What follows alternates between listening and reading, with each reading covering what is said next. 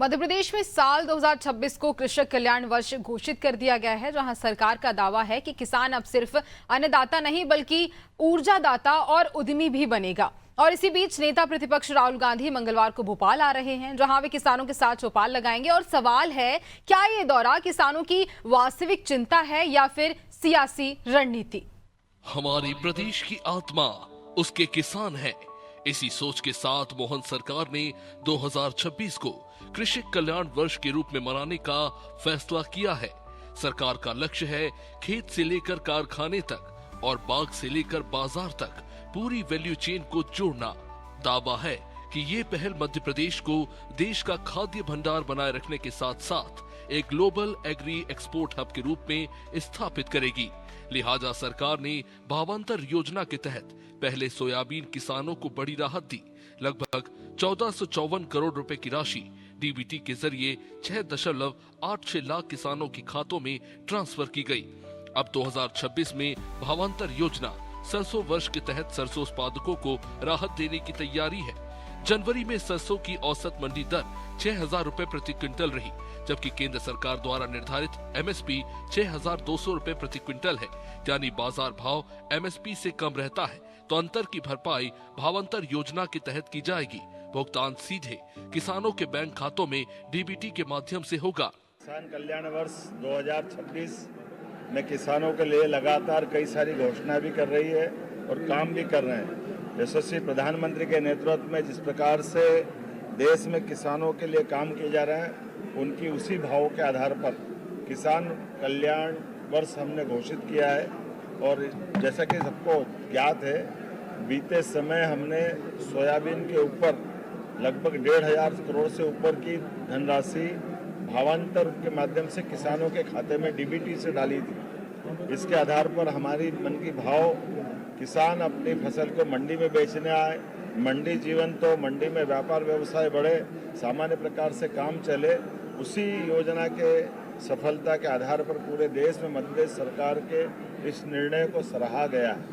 और सफलता के साथ इस योजना पे केस स्टडी करके कई राज्यों ने इस योजना को समझने के लिए हमारे राज्य में भी आए और अधिकारियों के साथ दिल्ली में भी इस योजना के ऊपर प्रेजेंटेशन हुआ है। मैं माननीय प्रधानमंत्री के माध्यम से जब किसान कल्याण वर्ष की हमने ये घोषणा की, तो इसमें केवल किसान अन्नदाता नहीं, आगे जाके ऊर्जादाता भी बने, उद्यमी भी बने और समृद्ध किसान समृद्ध प्रदेश के इस बड़े सपने को पूरा करें।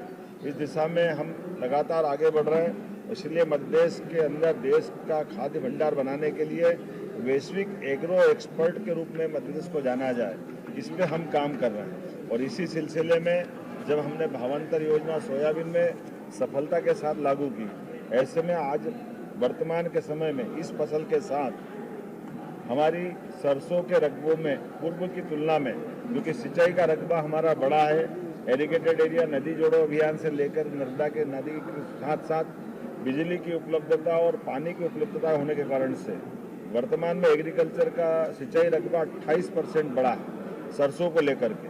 और द्वितीय अग्रिम अनुमान के अनुसार लगभग 15.71 मीट्रिक टन का इसमें वृद्धि हो रही है। इतना ही नहीं, मोहन सरकार ने ग्रीष्मकालीन मूंग के स्थान पर उड़द की खेती को बढ़ावा देने के लिए सरकार ने 600 रुपए प्रति क्विंटल बोनस देने का ऐलान किया, वह भी एमएसपी के अतिरिक्त।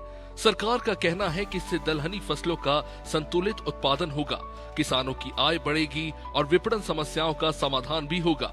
साथ ही चना और मसूर के लिए प्राइस सपोर्ट स्कीम के तहत 6 लाख से ज्यादा मीट्रिक टन उपार्जन का प्रस्ताव केंद्र को भेजा गया है। 24 मार्च से 30 मई 2026 तक उपार्जन अवधि प्रस्तावित है, जबकि पंजीयन प्रक्रिया 20 फरवरी से 16 मार्च तक जारी है। अगर योजनाओं का क्रियान्वयन सही तरीके से हुआ तो ये वर्ष किसानों के लिए ऐतिहासिक साबित हो सकता है। इसलिए उनकी उपज के उचित मूल्य दिलाने के लिए प्रावधान और पात्रता के अनुसार भावांतर योजना के बलबूते पर हम पंजीयन करना प्रारंभ कर रहे हैं और एफएक्यू के आधार पर न्यूनतम समर्थन मूल्य किसानों को मिले, इसलिए हमने इस योजना पर काम करना प्रारंभ किया।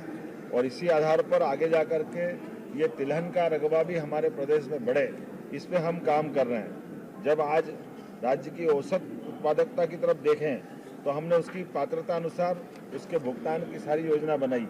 मुझे इस बात की प्रसन्नता है कि हमने सोयाबीन के समान जब इधर सरसों पे आगे बढ़ रहे हैं, तो ये उसी प्रकार से एक बड़ी धनराशि देने के लिए भी हम किसान को तत्पर है, ताकि किसान की हर हालत में एमएसपी पे उसकी फसल का सही दाम मिले।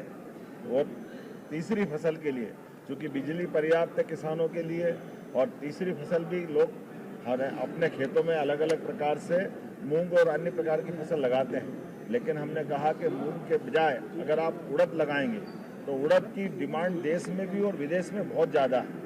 उसकी तुलना में अगर उड़द लगाएंगे तो हम उसको प्रोत्साहन देने के लिए हमारी सरकार ने एक निर्णय लिया है। 600 रुपये प्रति कुंटल का अलग से बोनस हमारी सरकार के द्वारा दिया जाएगा। अभी तीसरी फसल लगना बाकी है। ऐसे में आप सबके माध्यम से मैं अपील करना चाहूँगा अपने किसान भाई बहनों से कि फसल के विविधीकरण के लिए, आपकी आय बढ़ाने के लिए और संतुलित दलहन उत्पादन की दृष्टि से यह निर्णय बड़ा एक दीर्घगामी है, दूरंदेशी वाला है, और विपणन समस्याओं की चुनौती से निपटने के लिए हमने ग्रीष्मकालीन फसल के लिए ये 600 रुपये का बोनस दिया है। उम्मीद करेंगे कि किसान इसका जरूर से लाभ उठाएंगे। तो चलिए अब ये मोहन सरकार के 2 वर्ष की प्रमुख उपलब्धियां भी जान लीजिए। अगर राष्ट्रीय स्तर पर फसलों के क्षेत्रफल और उत्पादन के आधार पर मध्य प्रदेश के स्थान की बात करें तो गेहूं क्षेत्रफल में राष्ट्रीय स्तर पर पहला स्थान, उत्पादन में दूसरा स्थान। मक्का क्षेत्रफल में राष्ट्रीय स्तर पर दूसरा स्थान, उत्पादन में पहला स्थान। जौ क्षेत्रफल में राष्ट्रीय स्तर पर तीसरा स्थान। चना क्षेत्रफल में राष्ट्रीय स्तर पर दूसरा स्थान, उत्पादन में दूसरा स्थान। उड़द क्षेत्रफल में राष्ट्रीय स्तर पर पहला स्थान, उत्पादन में दूसरा स्थान। मसूर क्षेत्रफल में राष्ट्रीय स्तर पर पहला स्थान, उत्पादन में दूसरा स्थान। कुल अनाज क्षेत्रफल में राष्ट्रीय स्तर पर पहला स्थान, उत्पादन में दूसरा स्थान। कुल दलहन क्षेत्रफल में राष्ट्रीय स्तर पर पहला स्थान, उत्पादन में दूसरा स्थान। इसी तरह मोटा अनाज राष्ट्रीय उत्पादन में दूसरा स्थान। यानी आंकड़े बताते हैं कि मोहन सरकार किसानों के हित में फैसले पर फैसले ले रही है। तो इसी बीच राहुल गांधी भोपाल पहुंच रहे हैं, जहां वे किसानों के साथ चौपाल लगाएंगे। कांग्रेस का दावा है कि प्रदेश में किसान परेशान हैं और सरकार सिर्फ घोषणाएं कर रही है, लेकिन सरकार का तर्क है कि जब डीबीटी के माध्यम से हजारों करोड़ सीधे किसानों के खातों में पहुंच रहे हैं और किसानों के लिए कांग्रेस से ज्यादा काम बीजेपी सरकार ने किया है।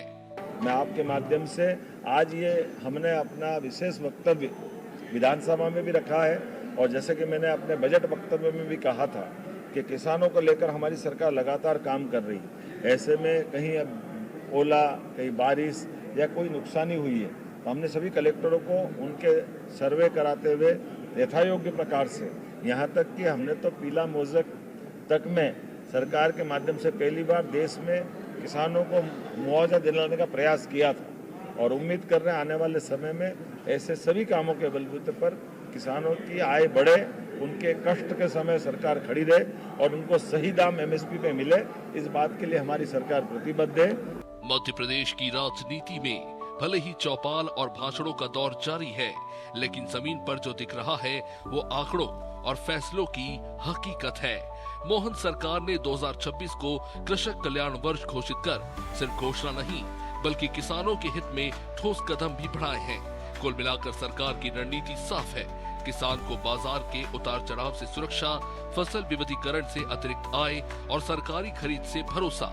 ऐसे में जब राहुल भोपाल में चौपाल लगा रहे हैं तो खैर राजनीति अपनी जगह है, लेकिन अगर किसान के खाते में पैसा पहुंच रहा है, फसल का दाम सुरक्षित है और उत्पादन को प्रोत्साहन मिल रहा है, तो समृद्ध किसान समृद्ध प्रदेश का संकल्प सिर्फ नारा नहीं बल्कि नीति और नियत दोनों का संकेत है।